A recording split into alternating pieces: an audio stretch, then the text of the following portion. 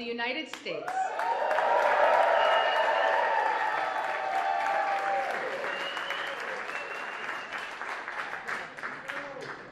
Well, Rabbi, thank you, and thank you for your blessings.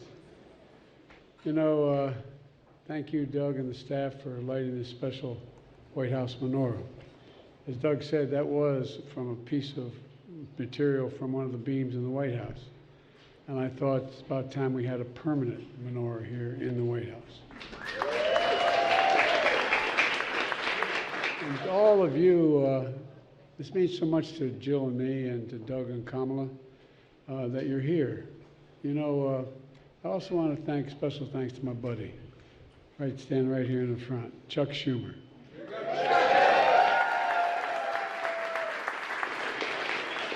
Chuck's our leader in the Senate. He's a great leader. He recently delivered a powerful and historic speech, and I mean a powerful and historic, combating anti-Semitism. I encourage everyone to read it. Everyone in America should read it. Chuck, thank you, pal. You always stand up. The Talmud says what comes from the heart goes to the heart. That's the warmth and kinship I feel so deeply with the Jewish community. I got in trouble, got criticized very badly by the southern part of my state and some of the southern parts of the country when 35 years ago I said, you don't have to be a Jew to be a Zionist, and I'm a Zionist.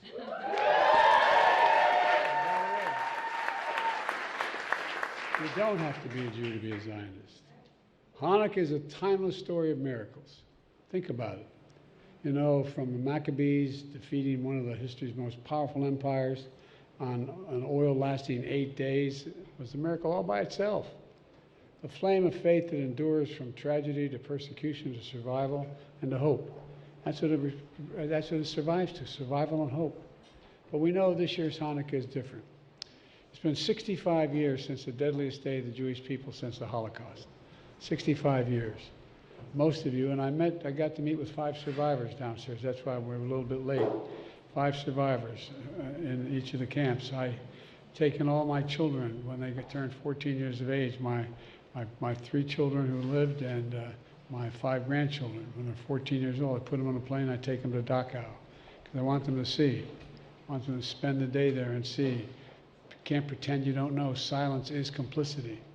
Most of you know someone directly or indirectly, a family, a friend, and stolen from you, or wounded, traumatized, or called up in the reserves in this last attack in Israel. As I said after the attack, my commitment to the safety of the Jewish people and the security of Israel and its right to exist is independent, as an independent Jewish state is unshakable. Folks, were there no Israel, there wouldn't be a Jew in the world that was safe. Were there no Israel.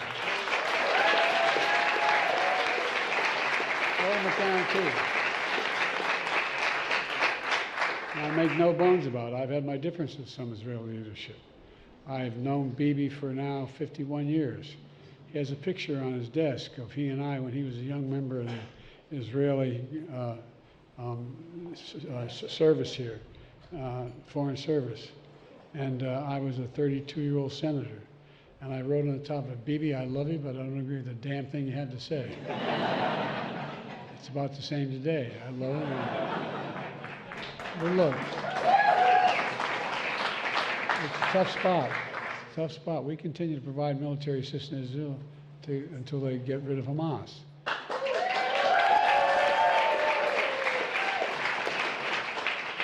But we have to be careful. They have to be careful. The whole world's public opinion can shift overnight. We can't let that happen.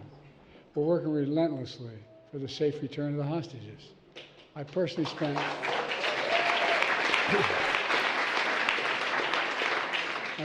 spent countless hours, and I mean it, probably up to 20 hours, with the Qataris and the Egyptians, the Israelis, to secure the freedom of hostages, to get the trucks in, to get the humanitarian aid flowing, to convince them to open the gate, to have El-Sisi make sure he opened the gate into Egypt.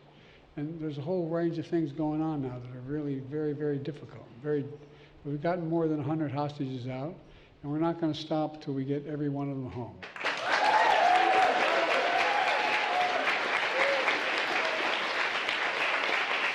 And we'll continue to lead the world in humanitarian assistance to innocent Palestinian civilians who emphasize to our friends, to our Israeli friends, we need to protect civilian life. Now let me be clear. Hamas using rape, sexual violence, and terrorism and torture of Israeli women and girls is appalling and unforgivable. And you should, when I was there, saw some of the photographs. It's beyond comprehension. We all have to condemn such brutality without equivocation, without exception.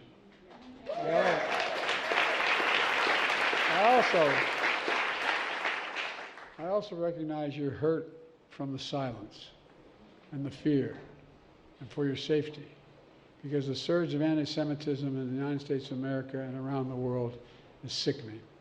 You know, we see it across our communities and schools and colleges and social media. They surface painful scars from millennia of hate to genocide of the Jewish people. My dad was a righteous Christian, for real. My dad would come home from work. He was a well-read man, never had a chance to go to college. And he'd come home before he closed down the business he didn't own, but he managed to go back and close it. And the kitchen table was, the dinner table was where we had conversation and incidentally ate. My dad taught us about the horror of the Shoah. He talked about why we didn't let the ship in, why we didn't bomb the railroad tracks, and on and on and on.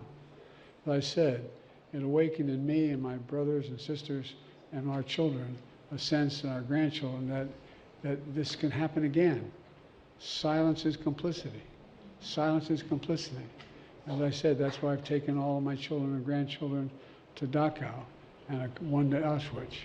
Look, folks, we just met with Holocaust survivors downstairs, including a widow of a dear friend of the late Elie Wiesel, who taught us about the perils of indifference.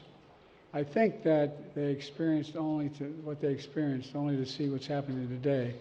It's been clear that our administration stands with them, arm in arm in arm. We're not going to walk away. We're aggressive.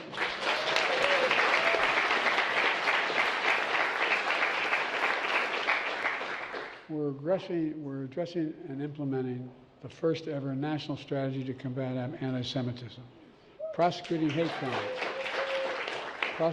crimes, addressing anti-Semitism in schools, increasing security around Jewish centers of life, and more. We're calling upon all Americans to make clear there is no place for hate in America against Jews, Muslims, or anybody else. That's why Jeb Electric, the Holocaust expert and the first American ambassador-level special envoy to monitor and combat anti-Semitism around the world. It matters. You know, in this moment, we must hold to the core values that make us Americans: equality, justice, freedom, dignity, respect. Values that, from the inception of our nation, have shaped the culture, the contributions, and the values of Jewish Americans, including all of you, including nearly 300,000 Jews who peacefully rallied on the National Mall last month with enormous pride, unity, even joy in the face of extraordinary pain. You embody what the late Rabbi Jonathan Sacks said: a people whose capacity for joy cannot be destroyed itself. It cannot destroy itself. It's indestructible. Let me close with this. You know, after October 7th, a father returned to his kibbutz to salvage what he could from his home. What was left was the rubble and ruin. The home, which he had hidden in with his wife and his daughter for 20 hours before being rescued, a home in the same neighborhood where his beloved son was brutally murdered. Unlike the ancient Hanukkah story, buried piles of shattered glass, burned debris, and bullet-riddled walls, he pulled something from the ashes fully intact, a menorah. That's now on display in the foyer of this White House, your house, just outside this room. He gave it to the President of Israel, who lent it to the Ambassador Jack Lew, a symbol of the Jewish people that not only survived, but heal, rebuild, and continue to shining their light in the world. A reminder to hold on to the miracle of hope and faith. Because when we do, no night is so dark we can't find light. No night is so dark we can't find light. No one knows that better than the Jewish people. So, ladies and gentlemen, happy Hanukkah, and God bless you all.